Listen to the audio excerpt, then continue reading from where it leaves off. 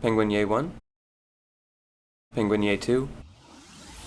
Penta Penguin is a character that is often disregarded by Crash Bandicoot fans, but many of us can agree that the reason for this notion is fair. As of 2017, he has made only a couple of cameo appearances that revealed no significant facts about who he is and why he exists within the universe. The lack of a clear backstory to a video game character immediately turns many people off. However, there are some inquisitive folks like myself and the viewers of this channel that enjoy digging deeper. In today's video, I'd like to theorize on Penta Penguin's origins, his purpose and possible future in the franchise, as well as dispel some common confusion that gamers may have about his identity. So, who is Penta Penguin and where did he originate from? A tad bit of research revealed that Penta made his official debut in the second and final volume of the Crash Bandicoot manga series titled Dansu de Jumpo na Debunking, butchered another language, just great, which is loosely translated as Dance, Then Jump, A Grand Adventure. Have anything to tell us, Vicarious Visions? According to several Japanese sources, the first volume was published around May or June of 1998, months after the release of Crash 2, while the second volume was published around February of 1999, a little after the release of Crash 3. And you might already be thinking, dude, how could he be debuted in February of 1999 if he already appeared in Crash 3 in November of 98? Hold on, my friends, I'll explain myself shortly. The comics reinterpret the events of Crash 2 and tie several characters and situations from the first two games into a very satirical and eccentric spin-off. In Chapter 5 of the second volume, Crash and Aku Aku travel to the South Pole in search of a power crystal, and there they encounter a small greedy penguin with an attitude. That very penguin is explicitly referred to by the author as Penta. Around his neck he wears a cloth which bears semblance of something like a scarf or bandana, definitely a distinct trait. This is where I want to clear up a common misunderstanding. The penguins in Crash Bandicoot 2 Cortex Strikes Back are not Penta. I have seen many players both online and in real life who think that all of the spinning penguin enemies in the snow levels of Crash 2 are clone versions of Penta or something of that sort.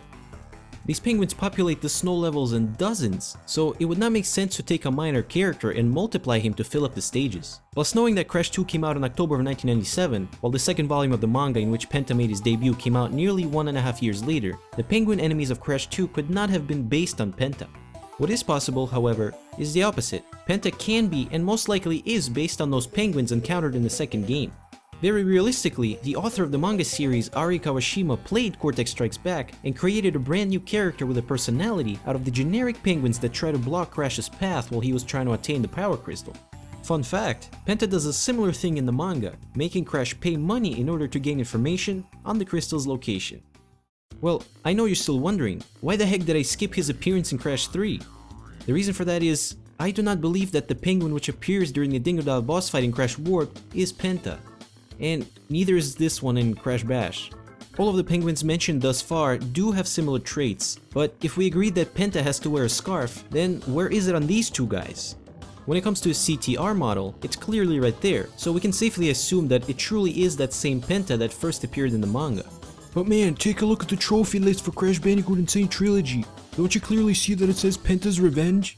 Theoretically, it can be Penta, who simply lost the stupid scarf that I so heavily emphasize here. But to be honest, the trophy title does not really imply anything concrete. As reported by Ars Technica, an online technology magazine, Vicarious Visions were given next to nothing when it came to the source files that Naughty Dog used for the original trilogy, and Naughty Dog most certainly did not take part in the production of these remasters to be able to provide the new developers with any info. With that said, how could Vicarious Visions know that the penguin in Crash Warped was Penta? The game never states it anywhere, so the only way to know would be to examine the source files for any clues. The trophy title of Penta's Revenge was possibly chosen just to sound cooler and more recognizable by the fans of the series, as opposed to something generic like Penguin's Vengeance or Triumph of the Penguin. Now, let's think about another significant detail real quick. Are we 100% sure that Penta is a he? A quick Google search reveals that Penta can be both a male and a female first name, just like the name Ariel, for example, can be used interchangeably by both males and females. So how do we determine Penta Penguin's gender? It's reasonable to have difficulties with that, because his character model in CTR is too low poly to give a good judgment, and the penguin models in Crash 2 and 3 look fairly androgynous for us to really tell. What I rely on is the fact that in the aforementioned 5th chapter of the second volume of the manga, he is said and shown to have a girlfriend named Gorin, which to me proves that he is a guy. Unless they're gay. Well, it's 2017, so that's quite likely. But I won't branch off too much here. As my personal research shows, Penta seems to be a very uncommon name, and I'm sure that 99% of us do not know a single person named Penta. So why would it even come to mind of the person that created the character, whether it was Kawashima or the guys over at Naughty Dog? I'd like to thank the peeps over at Crash Mania for pointing out that a possible influence to choosing this particular name for a character can be a 1983 Konami game for the MSX series of computers titled Antarctic Adventure. The game is a racer mixed with some platforming elements that follows a penguin named... can you guess it? So here's the roundup of possible reasons why Penta was the name of choice. Number 1. If he was created by the guys over in Japan, his creation could have been a tribute to the old Konami mascot of the 1980s. Konami is certainly one of the greatest game developers and publishers to come out of Japan. Not in the recent years though. What I'm wondering about, however, is did Konami give any permission for creating a character that bears literally the exact same name? Was this whole thing licensed in any way? And number 2, if Andy Gavin and Jason Rubin were the ones that chose to name him Penta, that can imply that Antarctic Adventure was some sort of childhood game that close friends Gavin and Rubin played back on the East Coast during their earlier years. One of Naughty Dog's earlier titles from 1986, called Ski Crazed, follows a somewhat similar concept of moving down the track and avoiding obstacles. Andy and Jason, being nostalgic is great, I feel ya, but isn't this whole thing copyright infringement or IP theft? Well, to us that will remain a mystery for quite a while. If we go past the Naughty Dog Crash titles, there were several other appearances of various penguins throughout some later games that may have left people wondering if Penta was set to reappear. During the events of Twinsanity, Crash and Cortex encounter a group of pretty angry penguins in jetpacks. Now that is very interesting, because the final chapter of the second volume of the Crash manga shows Penta selling jetpacks. Was that where Traveler's Tales got the idea from? In addition to Twinsanity, jetpack-wielding penguins can be spotted in one of the areas of episode 11 of Crash of the Titans. But again, I can confidently say that none of those are cloned Pentas or anything like that. However, as I already stated, they could have been based off of this scene from the manga. The in-game explanation for their creation could be that Engine needed minions of some sort to protect his facilities, as he's the final boss in both Iceberg Lab and Twinsanity, Rio and Entropy just kinda came along to be honest, and Engine's weapons factory in Crash of the Titans.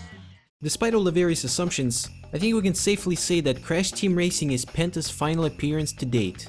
While I'm not sure if it's him or not standing behind Polar in the intro cutscene, he is in fact a hidden playable character that is unlockable through the use of a cheat code.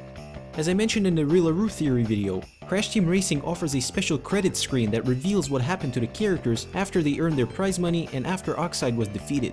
While the retail version of the game mentions almost every single playable and non-playable character, including folks like Entropy, Penta and Fake Crash are not included. This is when the pawnshop hero whips out his early copy of Crash Team Racing, dated August of 1999, to dig a little deeper. The early review/beta copy includes both Penta and Fake Crash in the credits, stating that Penta became a weather forecaster on a major television channel. Now, this does not really give us any room to theorize further, so we can all just take it as a cute joke of sorts. The developers must have left Penta and Fake Crash out of the credits in the final version of the game because they're very minor and for the most part irrelevant characters to most fans. Since then, however, Fake Crash made many more cameo appearances, most recently starring in 2016's Skylanders Imaginators Thumpin' Wumpa Islands. Penta, on the contrary, has not come back since. And will he ever? Well, even if Activision listened to the fans and make Vicarious Visions develop a CTR remaster for the PS4 with Penta Penguin in it, that won't really count as a new appearance. Let's wait and see who Vicarious Visions, or whoever else might be in charge of Crash in the future, put into a brand new installment. Maybe our disfavored little penguin will finally make a return. Alright guys, thank you so much for watching yet another theory video, which I really hope you enjoyed and found interesting. As always, I welcome all of your comments, corrections, and suggestions for future videos, so please leave them down below. Also, subscribe to the channel to stay tuned for more, because more is coming. See you soon, guys.